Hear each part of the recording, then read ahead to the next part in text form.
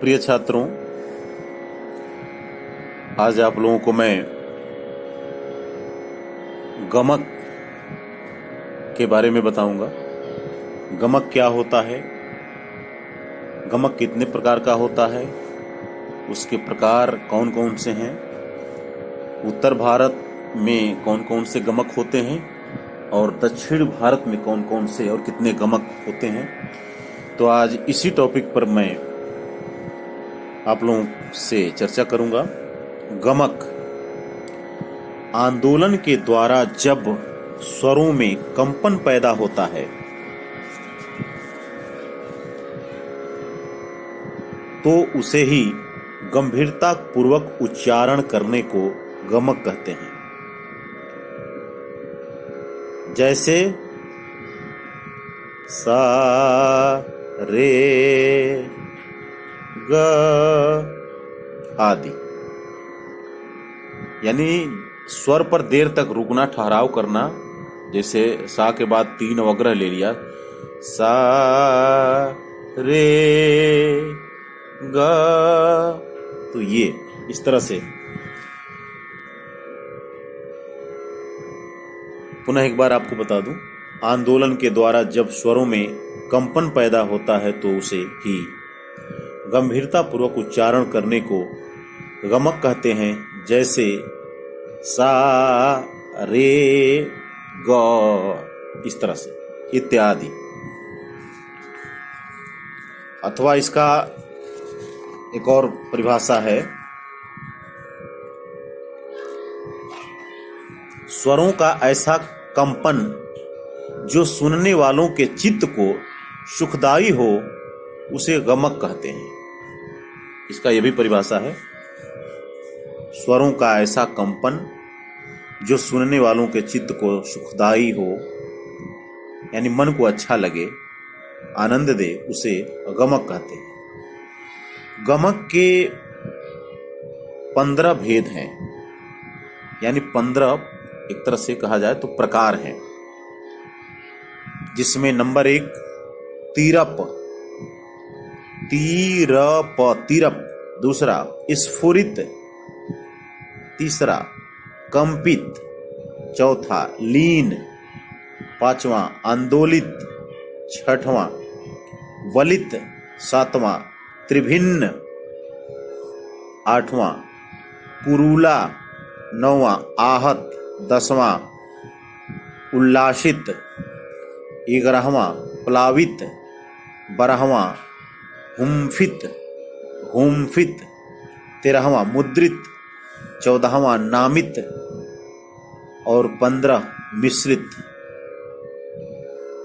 तो ये जो थे 15 गमक हमने बताया। अक्सर ये बोर्ड के परीक्षा में पूछ देता है कि गमक के कितने प्रकार होते हैं। तो अगर जो आप प्रकार के सभी नाम जानते हो तो नाम लिख देंगे तो और बेहतर है, लेकिन कम से कम ये जानकारी होनी चाहिए कि इनके प्रकार 15 होते हैं, इसलिए मैंने नाम भी बता दिया। और बता दूं, दक्षिणी संगीत के ग्रंथों में गमकों के 10 प्रकार मिलते हैं, जो निम्नलिखित हैं। कौन कौन?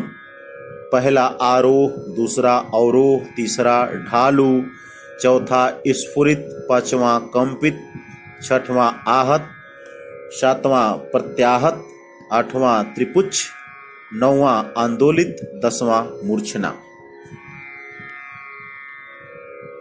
तो ये दक्षिणी संगीत के ग्रंथों में मिलते हैं, यानी हमारे उत्तर भारतीय जो ग्रंथ हैं, जिसके माध्यम से जो हमको स्वरलिपि मिली या जो भी ग्रंथ मिले, उसके अनुसार हमारे यहाँ का जो गायन वादन, शास्त्रीय गीत या ध्रुपद धमार होता है। और दक्षिणी भारत की जो गायन शैली है, थोड़ा सा उसकी स्वरलिपि और गायन शैली थोड़े से हट करके है।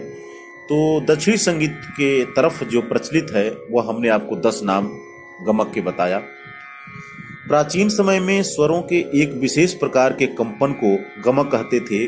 उस कंपन को प्रकट करने के लिए जो विभिन्न ढंग उस समय प्रचार में थे, उन्हीं का उल्लेख ऊपर के